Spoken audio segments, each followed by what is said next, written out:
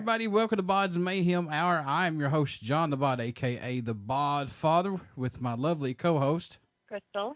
As always, we are bringing you guys awesome interviews, and today it is an honor and privilege to have Mr. Brandan Narrell. He is the vocalist of Anchored from Dallas, Texas. They have a new album that's out right now called Beneath the Surface, and we're going to be talking to him about that. And they actually collaborated with Snoop D-O-double-G, so we'll be talking about that a little bit. Brandan, how's it going? I'm doing well, and thank you for having me.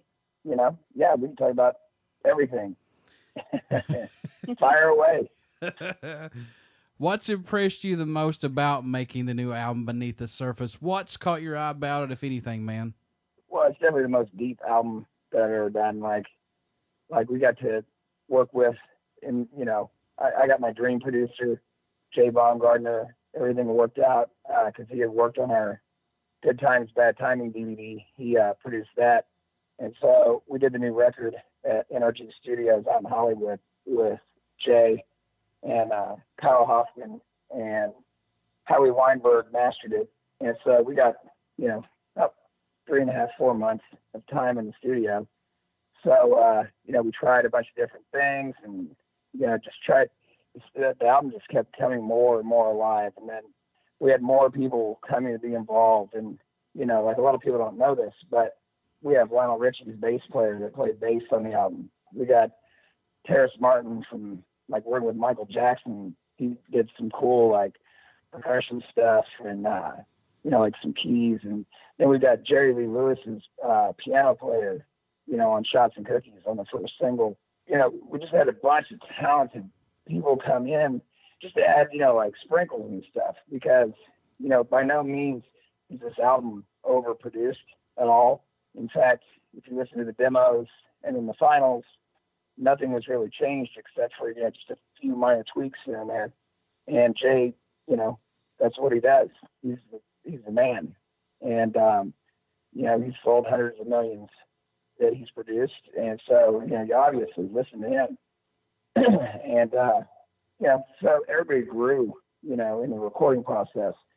And I was telling you before we went on, I started doing that RER, what we call, the real emotion recording, where I would set my moods, per the song. And so, if I had the song, I'd be happy. If it was a, bar fight, fun boys, getting in a bar fight song. Yeah, that sounds fun to me. You get a little anger in the voice, or whatever. And then when you do the ballads, kind of smooth it up for the ladies and all that. But we wanted it to be raw and big. The best way I can explain it would be kind of like Kid Rock's debut album, even though it sounds nothing like it. If you remember back when it came out, you could hear everything that was going on, but it was still raw. It was real, there was a rawness to it, that made it cut through. And, you fast forward through all the years and stuff and developing as a musician and singer and all that in the band, touring nonstop, the globe for a bunch of years. And then we'd all get locked in this room and we've got all these, you've been waiting, forever to write the songs, or not write the songs, but record the songs. You get some great stuff that comes out of it. And because of our schedule, we had 6 done, and written, vocals and music.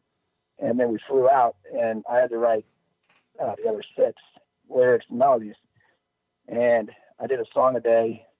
All of them took no more than 30 minutes to come up with, just because, like I said, we're just ready, and the creative juices were fun, as you say. But I wrote them really fast, and then, we got to work with all those people, and certain songs started popping up, which ones were going to be singles and all that, I guess what I'm most proud of is just the fact that everything kind of came to a culmination of things, and the record is it's the best record I've ever done. And every guy that's on that record deserves a lot of respect, because by no means am I saying, we're good or anything, but I'm very, very proud of what we came out of that studio with in Beneath the Surface. How was working with Pavement Entertainment? It's been a breeze, actually. We finished the record and then went straight to not North Korea, thank God. South Korea and Japan for the, so, because, we extremely support police and firefighters and soldiers. We're not at all. So there's been so much change for the better. It's just been so much stuff that's been happening literally, like, even all the way up until this phone call, that I've been settling things and we're just excited. We feel blessed to have Pavement, come in and see what we see in the CD, and they truly have. There's not enough good things I could imagine, because not only have they been around for 24 years as a label, but they worked with me because they believed in Anchored. And to me, that's a friend. You can call it a record label, but at the end of the day, sure, they're your label, but when they do a solid one, and then another solid, then you do a solid for them, and you just form it's just like a family. And Pavement took us under their wing, like I said, believed in it, and they're pumping it hard. And I can't announce on this show yet because I have to wait for the headliner, but I can't announce certain shows, but we have a national tour coming up for the summer, and Pavement has helped out a lot with that. I just signed with TKO Booking a couple months ago, but like I said, I don't want to take up all the time on that, but Pavement's a great label. So to any artist out there, that, if you can prove yourself pretty much, that you got some road legs and, you've seen some stages, then, and you got the tunes, Pavement is a label that believes in both sides working in every way, and you both get the goal together. And so it's a blessing to be signed with those guys. Any songs off the Beneath the Surface album that stand out more to you than any on it at all right now?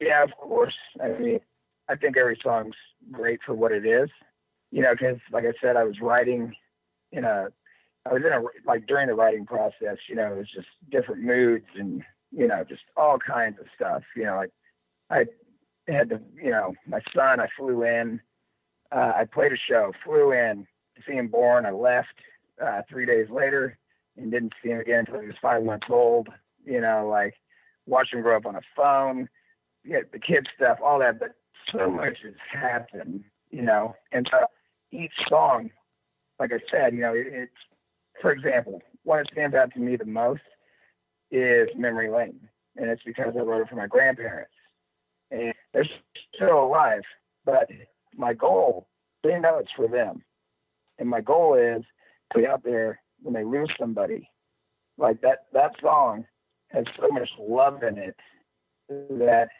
a bad situation,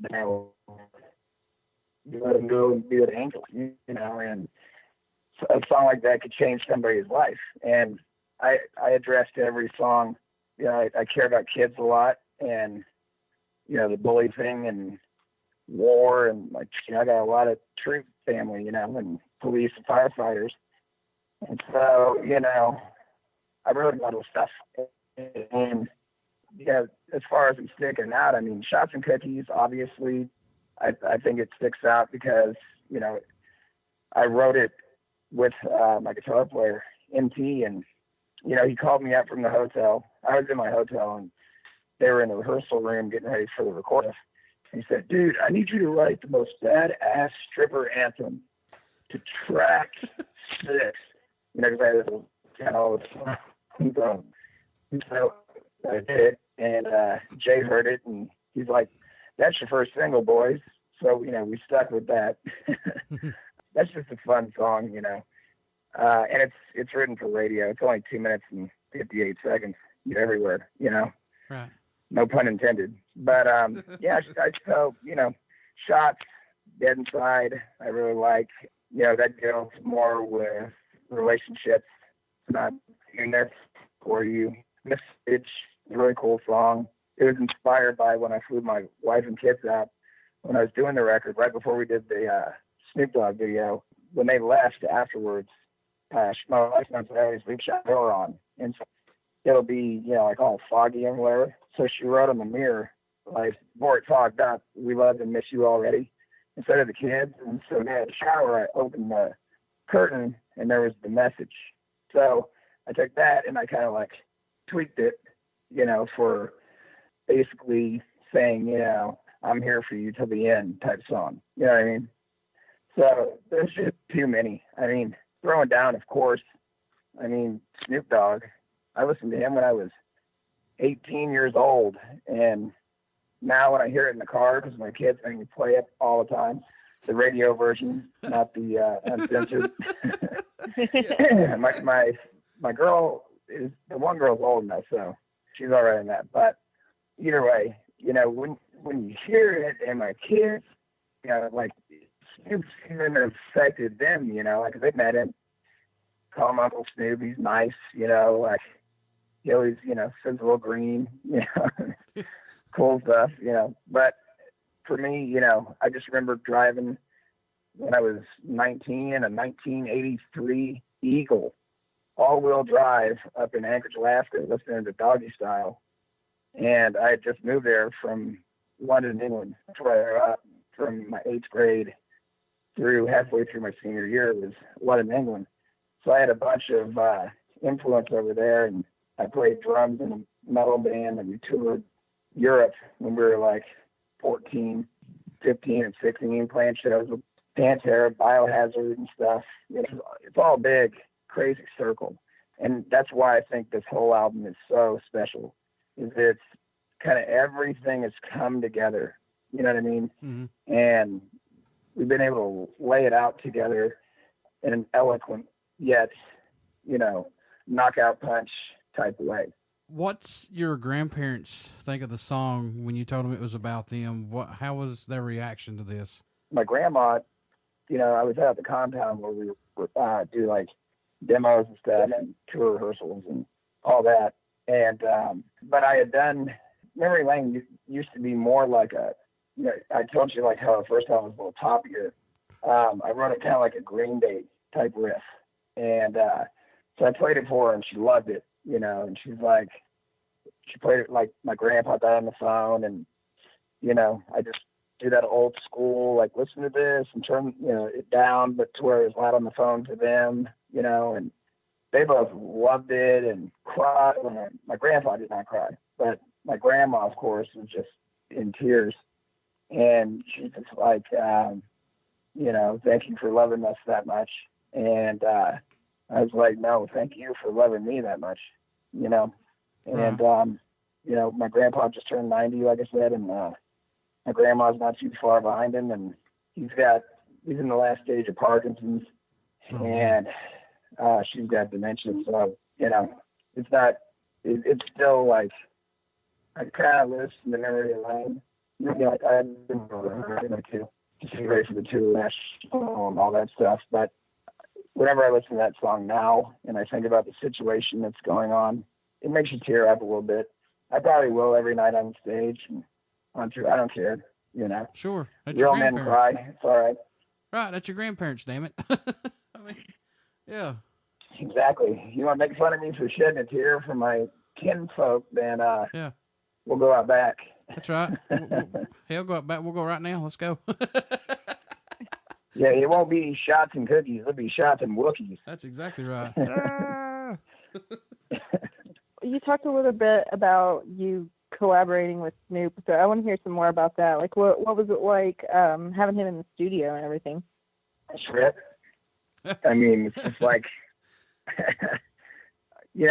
I've been known to be a crazy dude, and he is too in his own way. And it all came about because Dirty in Texas was our first single off our debut album, Listen to This. And so Gladewater, Texas, football team, they're out in East Texas, but they've won state and all that. National, I think they have almost won nationals, or did win nationals at football, something like that. But anyway, they're really good. And the head coach happens to know Jerry Jones, and all the kids picked Dirty in Texas to run out to on the field. And so it got a huge response. All the kids started singing it. The parents started singing it.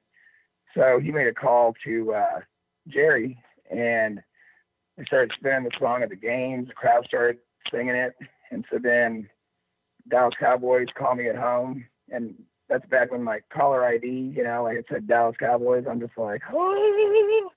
But they called and they're like, all right, well, we've talked to Jerry and the family, and we just need you to rewrite the lyrics because we don't want anything, you know, like dirty in Texas, because like Cowboys with the drugs and all that stuff.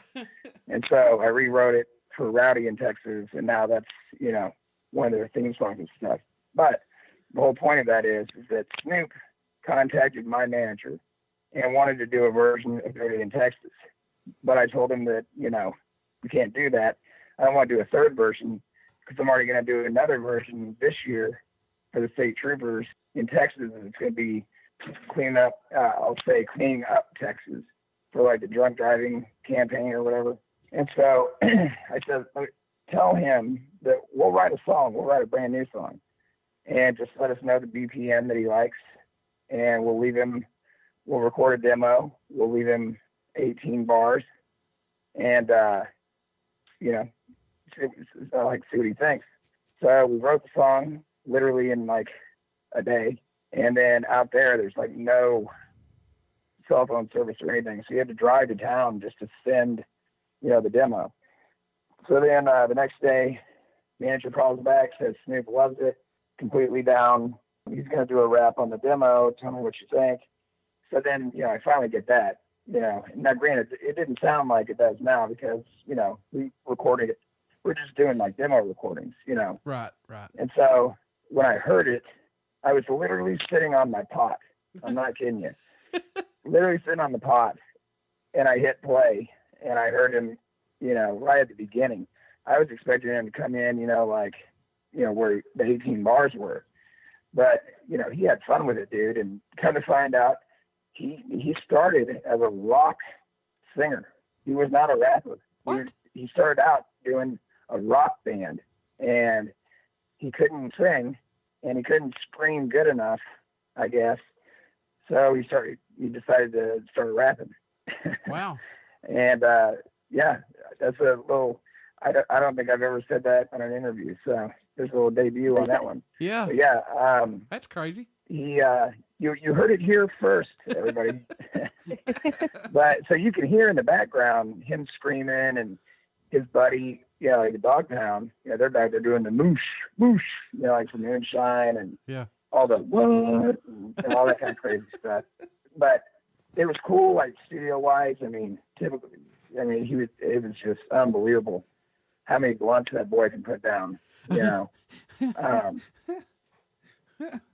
I mean, it's like, if you're not outside, I mean, it's like being in a smoke machine. Oh, yeah. And obviously, you can get the contact high, but, you know, I've got a tolerance like a Goliath, so I'm all good. But, you know, just seeing him do his thing, you know, was awesome. And, like, the whole video experience was cool. And we threw down and had fun. Exactly that. And there's a clip on YouTube where he says exactly that. When somebody says, "What are you doing?" He said, "I'm doing what I'm normally doing, throwing down and with Anchored, throwing down and having fun, and my blessings." And he calls it blessings for his little blunts, you know. Yeah, Krystal. But you know, when you're sitting there and being filmed in LA, and you look to your left and there's Snoop, and he's on your song, it's not Snoop featuring Anchored, it's Anchored featuring Snoop, you know. You can go a lot of ways with that. You can get headed into the, you know, Cats Now or whatever, or you can go the right way, like we do. And, you know, we take that as we got some respect, and we really appreciate it. You know, that's the best way that I can sum it up. He showed us a lot of respect. He looked right back at me. I'll never forget it. He looked like we were doing the takes and stuff, and he looked back at me and he's like, "Dude, this is going to be a motherfucking hit." Yeah. And I was like, "Really? You think so?" He goes, "Oh, nephew. This thing is platinum." Yeah, he calls me nephew, which I found out, dude. Get this. I mean, I love everybody. I don't care what color you are, whatever. For sure. And so my hairdresser happens to be black. And she let me know that that's some huge thing. for Snoop to call you nephew. Yeah. It's huge. And she said that, you know, it would save my life if I was in the ghetto. So I guess it's a big deal. If Krystal was out there it was just sweet all around. If Krystal was out there at that time when the blunts were flying, she'd been in heaven. Yeah, exactly. Oh, that's awesome. How much growth musically have you seen this band go through since the formation in 2009, or has it been more personal growth, or has it been both, man? I think that, you know, we've got a lot of different members, obviously, because, you know, it started off with me and an acoustic guitar, you know, and then on the first record, John Bon Jovi's drummer was playing on it, or at the time it was, and the singer and guitar player for Splendor is on it. And, you know, it's just us three up there in Montreal, Canada. And, you know, I'd sent my acoustic licks and all that, you know. And so we did the record. And so that was me, just me, you know, and a couple other dudes that were in the band. So as far as Anchored evolving, it's evolved like crazy. It's spread like a disease, you know. We've had a lot of members, but not because, you know, bad things. It's like we didn't, you know, there's always been like fired and we hate each other or any of that. Everybody always had a reason why, you know, and they hated doing it because Anchored is a family and, you know, we've got some potential, you know, right, as long as we just keep working. So, you know, getting to play with all the different guys through the years and then touring, I mean, everywhere and playing with everyone, you know, that definitely polishes you up a little bit. And, you know, you can take it one way or the other, you know, it's just kind of up to you. Everything's all about, you know, going left or right, you know, and, you know, everything's always gone right so far. I mean, don't get me wrong, we've had our struggles. Every band has their struggles. Like, I'm not talking about arguing, I'm talking about just trying to get from one gig to the next sometimes, you know, and you're on a $1 million tour bus and you can't pay your cell phone bill. You know, it's like crazy, you know. Right. So, I mean, to answer the question is, Anchored, it's basically, there's a little bit of every member and every fan of Anchored since the conception on this record within the recordings. That's the way I could sum it up for you. What's pretty typical writing process for you and the rest of your band? Me, I write with a acoustic. I always use my Taylor. The guys, they typically, you know, Michael's the riff master. So like when I write stuff, you know, he'll make it better. Or like in this case, I let him just have at it, you know. And he's a really good guitar player, like really good. And I trusted him with the music and he trusted me with the lyrics and the melodies. And then, you know, I did my thing where he would send me like Pro Tools, a drum machine, whatever. And then I would do my vocals over it and send it to him. And I never got one cent back. So, you know, he and I we really write well together. And, you know, I think that's one of the most important things, you know, is having the songs, but, you know, it's the other side too. You know, you got to care about everything, or at least you should, you know. And we might be a lot further down the road if I would have done things, you know, like business-wise or whatever, but I still believe in make your roots deep, and a band name becomes a family name. And everybody wants to keep that family alive, you know. What can fans expect at a show from the mighty Anchored once they come out to see you guys live, man? All I can say is you won't know what I'm going to do next. Even I don't. So you'll definitely be woken up from that. But we're definitely loud. We're definitely very rhythmic. That's what I base everything off of, is the Franz. So, you know, I'm also a certified chef, but, you know, I do like cookouts and stuff. I always make myself and the other guys do too, you know, available to the Franz, like for as long as we can. You know, it's not just the show. You know, we'll nail the show. We've been doing it for years. Right. But my thing is getting down there and dirty with them. You know what I mean? Like hanging out, just talking like, you know, I'm not even in a band. You know what I mean? And of course, a lot of people want to talk about the Anchorage stuff, and I answer everything. But you know, like we have this kind of like family across the nation that, you know, it's just the friends. We all just get together. People literally bring like stuff. They know, like, if we're gonna do a cookout or whatever. And now the new thing is people are bringing shots and cookies to the shows. No kidding, like hot and fresh. But by the way, that whole thing came from me and my head of security were on a Frontier Airlines flight flying back to Texas, and we had beers and shots all over our tray tables. And they brought us out, and I kid you not, like, they bake them on the plane. These little hot and fresh chocolate chip cookies. Oh. And so she gave us the cookies, and I looked at Rusty Lee, and I was like, have we made it? Is that what this means? He's like, why? And yes, he says, why? He's Rusty Lee for a reason. His great-great-great-great-grandpa was General Lee. No kidding. Shit. I said, yeah, dead serious. I said, because we got shots and cookies, dude.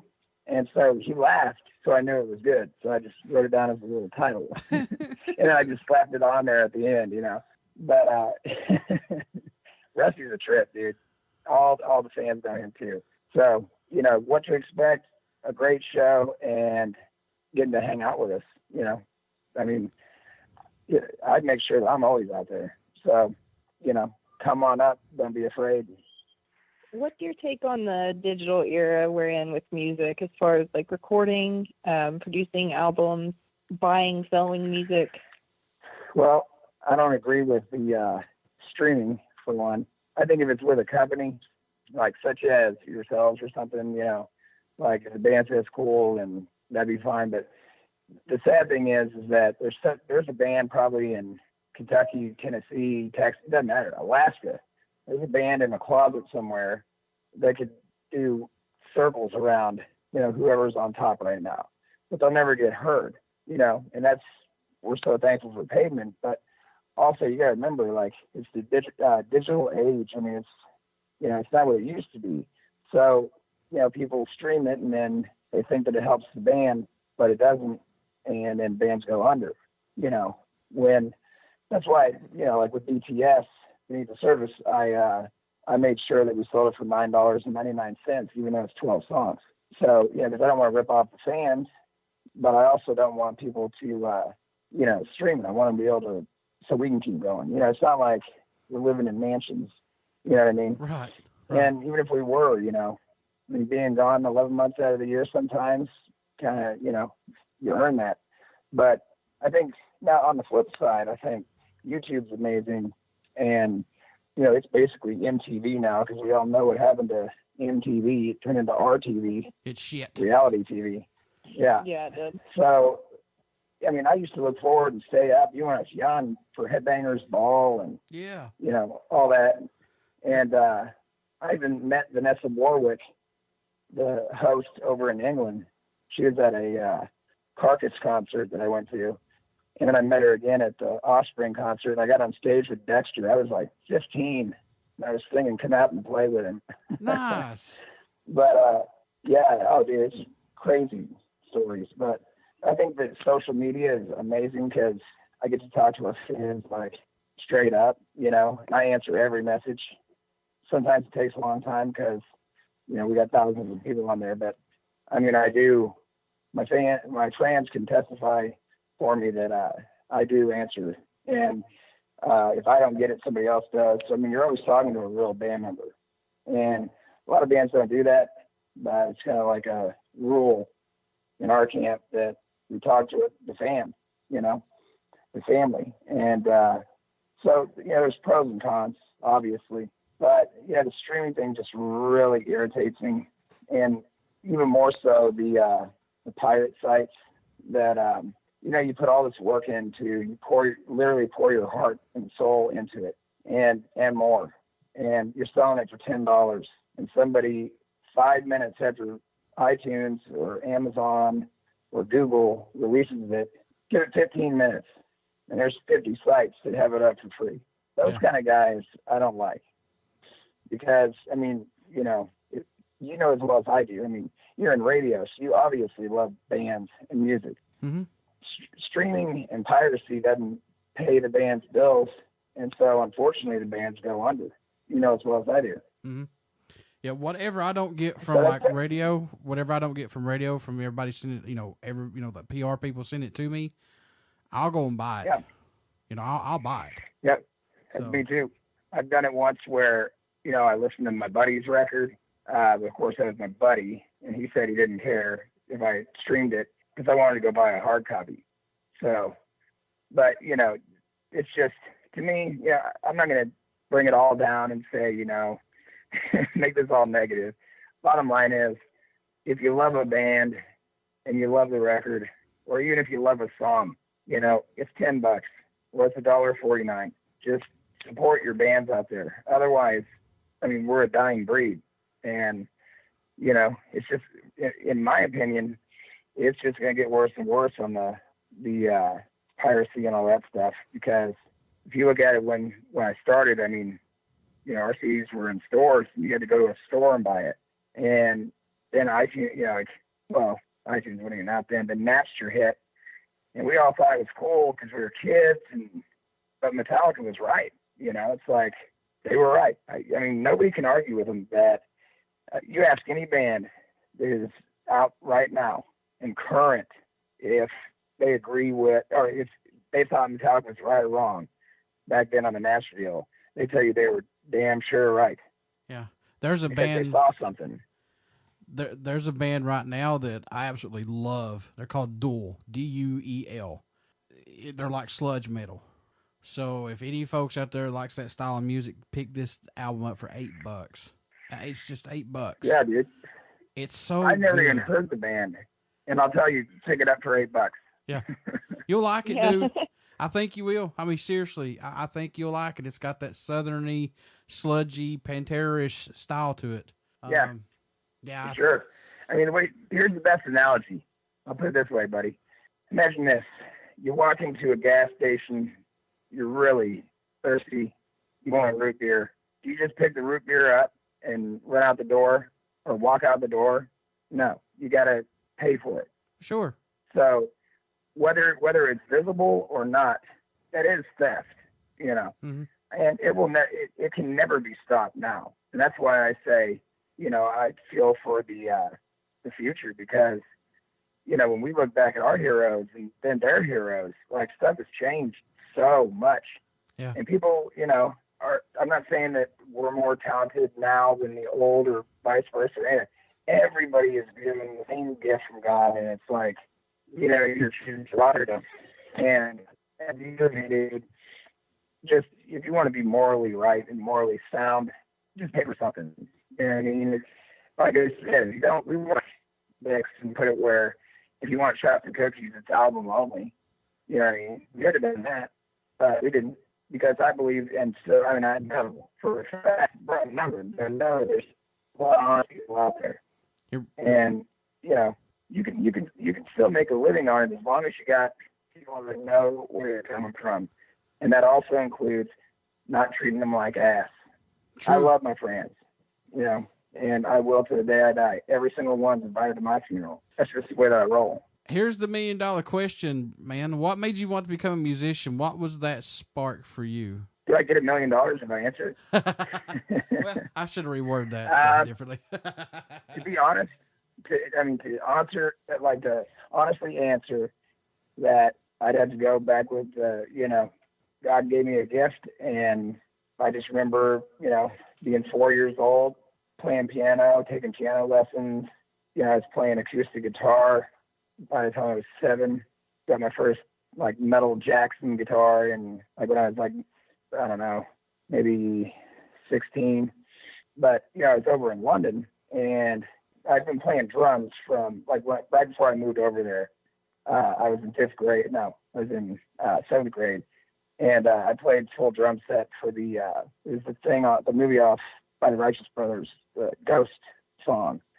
And so, you know, I had a drum set there. I got my first actual drum set when I was in, like, 6th grade. And so then I performed there, and then I went over to Europe. Like I told you, you know, I was in a band there too, and I was in the jazz band, and we toured, like, all of Europe and whatever. like I had a little Tascam 4-track with a tape, if you remember what those. Mm-hmm. They were like, you know, you get 4 tracks and it's on a tape, okay? And I just got sick of recording my drum. Like I just record drums, or I just play Pantera and like Sepultura and, you know, Biohazard, and I'd record them all like on my, you know, onto the little 4-track, and I'd listen back to them. So I got sick of playing just drums. So like I really, you know, asked my buddies in the band, and then like I taught myself how to play guitar and bass. And so then I started recording, you know, drums, bass, and guitar. And then my wife, like I told you, she said that I had a beautiful voice because I did a cover right before I left. The night before I left London, I did a cover of Glycerine by Bush. Oh. And I had the raspy voice, you know, because, you know, the history on that. But that's the whole reason why I started singing. And so, you know, to honestly answer the question, it's kind of like I wasn't one of those kids, like you hear it all the time on interviews, where like somebody in a band will say like, that dude had big hair and leather pants, no shirt on, and girls all around him, and I wanted to be that guy. I'm sure you've heard that. Yeah. You know what I'm saying? Yeah. And you don't hear that when you're 4 and you're sitting there trying to like learn Mozart pieces and stuff. You know what I mean? Yeah. So obviously I wasn't doing Mozart at 4, but you know what I'm saying? It just, so like, it kind of like, it's always just been like intertwined in my like soul. Like I've never not like, there's, you know, the only years that I didn't have music are the years that you can't remember, you know? So I've been going a long time. And that's another reason that I'm so appreciative and all that. And, you know, I chose to be a sponge, a dry sponge, just soak it all in and learn, you know, every day, whether it's, that's something else for the bands out there that are trying to make it and stuff. You don't just form a band and think that it's gonna, you know, you're gonna be opening for, you know, whoever in like 2 weeks. You know, it doesn't happen. It takes time. It takes development. Obviously, in our case, I do know really good musicians, so that helps. You know, like if there's a member change or whatever. But and we grew from those, like I told you. But you know, at the end of the day, if, you know, I'm not saying that I did it the best. Nobody ever can, but I chose to, and you can use this or do it your own way or an adaptation of it. But I soaked in everything. I was playing drums, you know, in Europe, and then when we saw Monsters of Rock and saw Pantera, and then you fast forward, I don't know, 8 years later, and I'm at Dimebag's house in the studio, looking at him and Vinny through the window like in the movie Rockstar, and almost peeing down my leg, you know, doing an audition, you know. And then Vinny, you know, Vinny's such a great dude, man. It's such a tragic thing that happened, and you know, I still pray for him every day. But you know, he did me a favor and put a good word in for me at drowning pool when I lost Dave, and I did it, and they just couldn't do it. They said I sounded to Dave, and we're still great friends. So the radio station 97.1 The Eagle in Dallas, it's the biggest rock station. Yeah, it's like number 5 in the number 5 market. They did one stage award. So it was like singer / frontman of the year. And Drowning Pool picked it, and they gave it to me, which was like just an insane honor, you know. So like I said, all these things take time. And I know that it seems like you might not ever make it, but you can make it. Stop. I'm on the phone. That's my son. He's getting dirty, like always. You heard my dad. I'm on the phone. Anyway, but yeah, you can, like I said, you can do it like I did or however you want to do it. But I just think that, you know, being a sponge and learning and making sure to love and make sure and respect and know your place, you know, you'll get your time. You just gotta, you know, it's a whole lot of hurry up and wait, you know. But instead of just waiting, don't be the one that waits.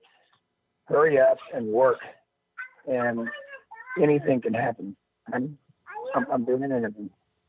That's my little 2-year-old. I have a 4-year-old, so I feel you, man. Oh yeah, dude. Yeah, my son's 5. Here, hold on 1 second. I will go for you. Can somebody open this? I'm live on an interview.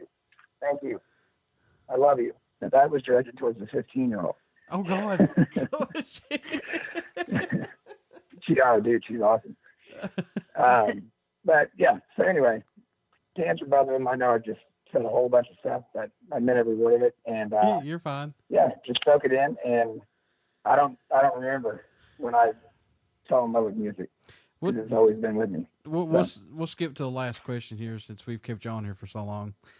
Oh, it's all good. And I'm sure you get this a lot, but what's it mean to you when you receive an email from a fan, or prior to the shows or after the shows, they come and tell you that, hey, your music has pulled them through a bad experience or gave them inspiration to overcome obstacles, or it's just, made them to relax on the everyday bullshit that we go through. If you ever get that, what's it mean to you? Dude, have you been doing this interview? I get it every night, man. Literally, every day. Every day I at least get a handful of friends hitting me with something every day. Sometimes, thousands. But, I think when I was like 23, I think, when I was in Carb. And like I told you, my guitar player for Carb is Marshall Button, and he's the singer for Hinder now. But this girl came up to me after a show, and she had this really pale white face and black hair, and she looked very down, right? It was before the show, sorry.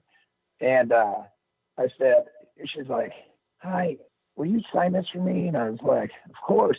And she looked all nervous, and I was like, "What's wrong?" And she was like, "I mean, that's me. I'll ask you straight up, what's going down?"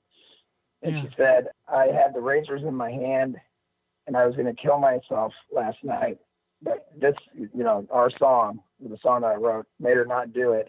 And that she promised herself that if the man that wrote the song was nice enough to sign her CD, that she would stay alive."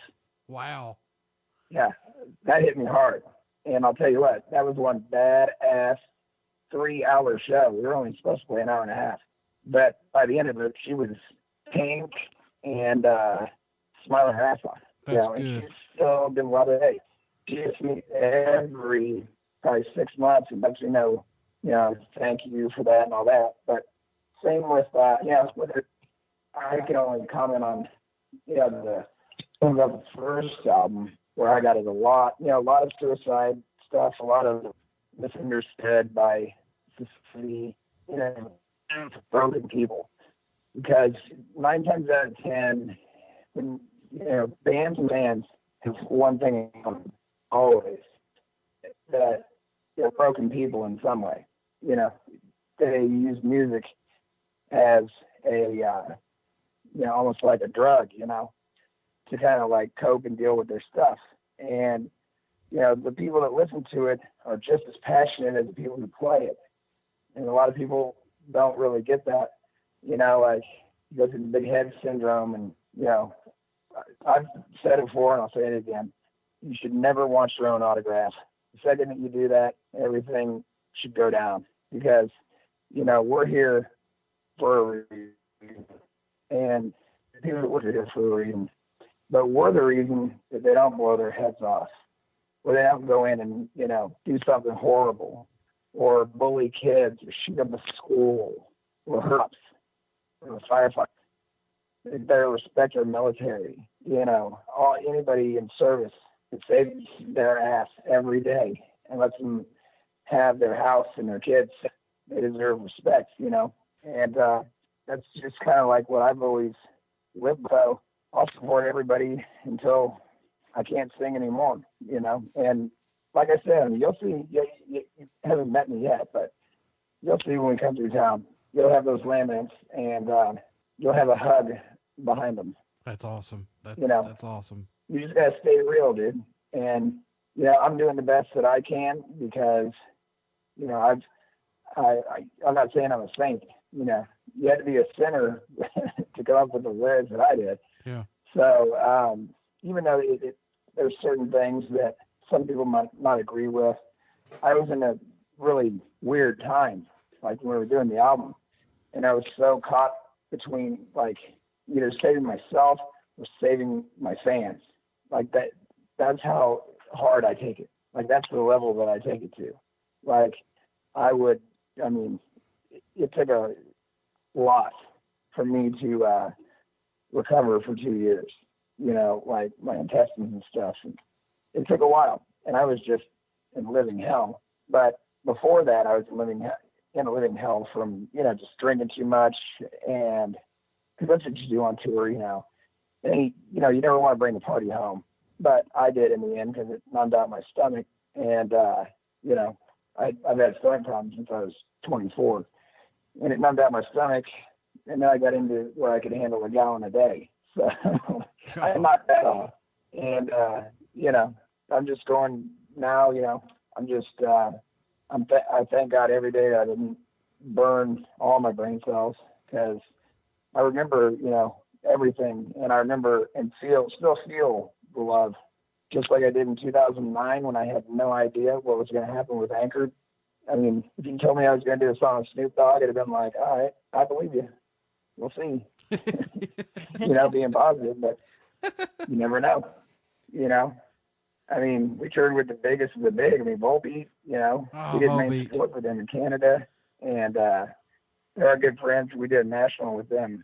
We did a national in Canada with them and Cold, and we ended up doing Canada, just the two of us. And we had a blast, and of course, I love Cold too, but we really got the bond with Volbeat, and they're great dudes. But you never know what you're gonna get once you hit that first note as a band or a writer or a listener. But just make sure that you play that son of a bitch to the end. You said Cold. I wish to God they would put out a new album. Me too. I think they are, actually.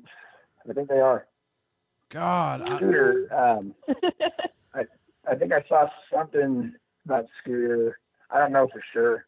He's a great dude. He came in, like I talked about my son the whole tour, my daughters. And Cold's tour bus pulled in at my old house.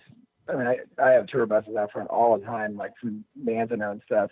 And Scooter, we've just done that whole Volbeat tour and all that. And I see their bus pull up.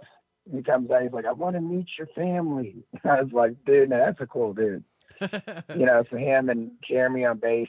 I don't think Jeremy's with him right now, but they came in and, like Scooter, he came into my son's room and looked at him in the crib because he was asleep. And he literally broke down and cried. And I gave him a hug, and he's like, I'm so happy for you. And, I've always wanted this and all that. Scooter's had his ups and downs too, and more power to him because he's a genuine sweetheart, Yeah. But yeah, he loves kids too. And most of the bands you run into out there are nice guys. It's just a matter of, you know what I'm saying. Yeah. You can tell if the band's cool or if they're not. Yeah, we've had our fair share. Be like, all right, I'm going to give you 20-word answers, and then we're going to be done. Yeah. You know what I mean? Yeah, For me, it's like, thank God you don't have to use one of those typing people in the courts, because I say a lot in every interview.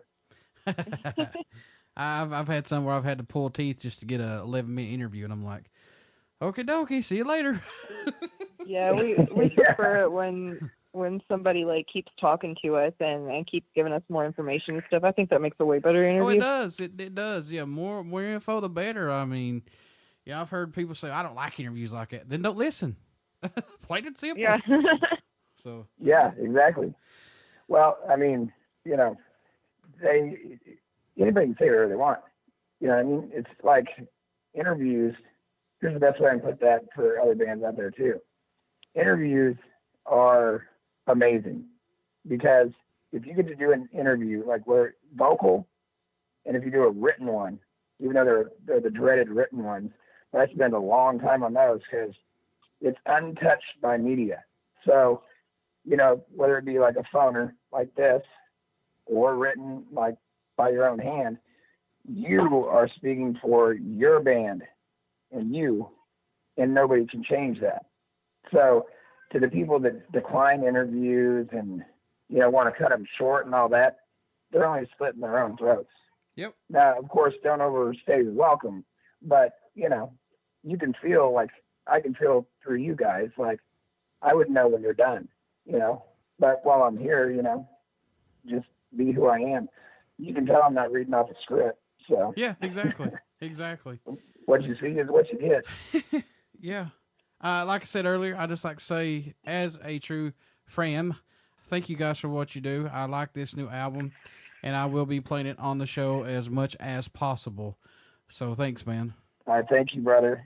And you too, honey. You too. Yeah, thank you as well. And I'm proud to be a friend. Oh, yeah. dude, you're Yeah. instant friends. Remember, you're only a friend when it's a show. We're family. Brandon? You get to go in and be a friend for an hour and a half at a show, and then it's family right afterwards and before. You know?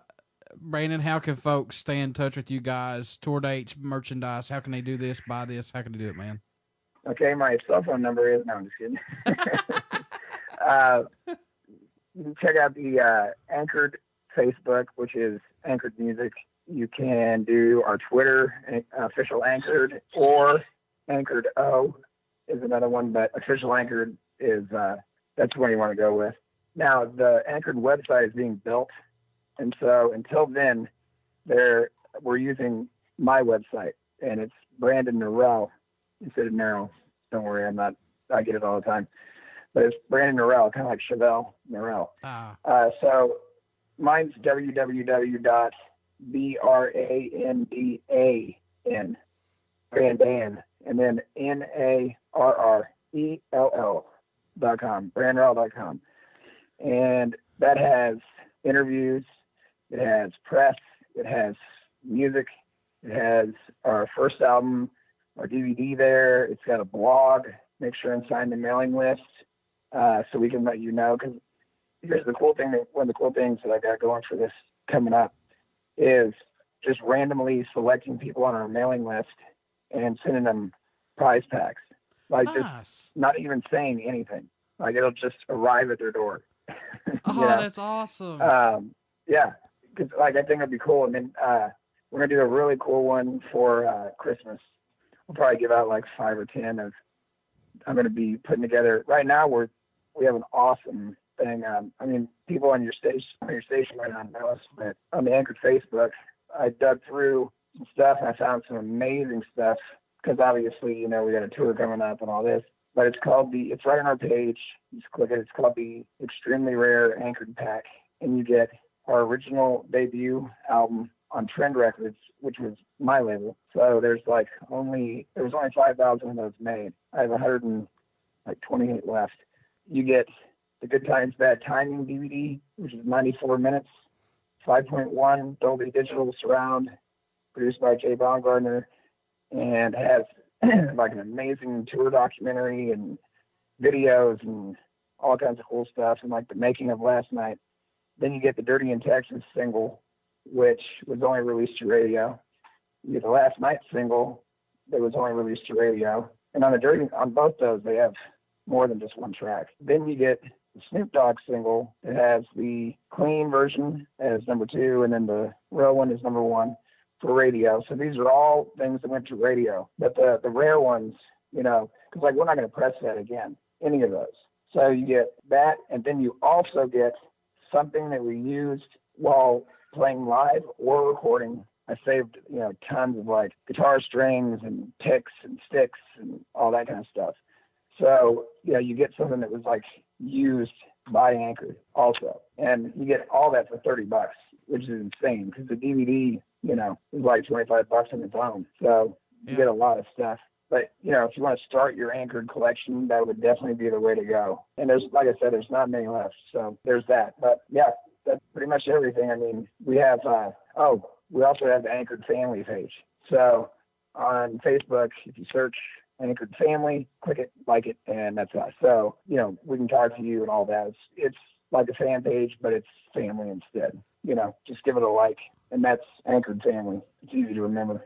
Before I let you go, good sir, would you care to do a promo for the show? Oh, of course. All right. Hey, this is Brandan Narrell from Anchored, and you're listening to BODS Mayhem Hour. Everybody stick around. We got some great music coming up, and you only hear these interviews right here on BODS Mayhem Hour and Uber City Radio. For my lovely co-host, Krystal.